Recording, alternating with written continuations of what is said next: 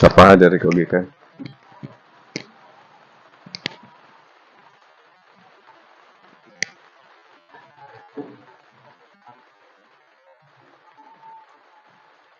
So yan mga kaibigan, ang bagong tanim natin. Bagong lipat lang to kahapon.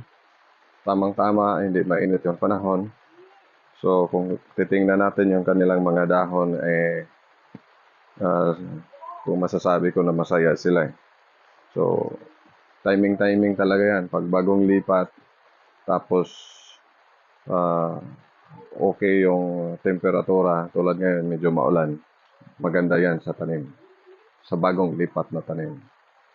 So yan mga kaibigan, happy weekend, happy Saturday, May 25, 2024. Isang maulang umaga ngayon dahil sa bagyong Aghon, na first typhoon na bumisita sa atin.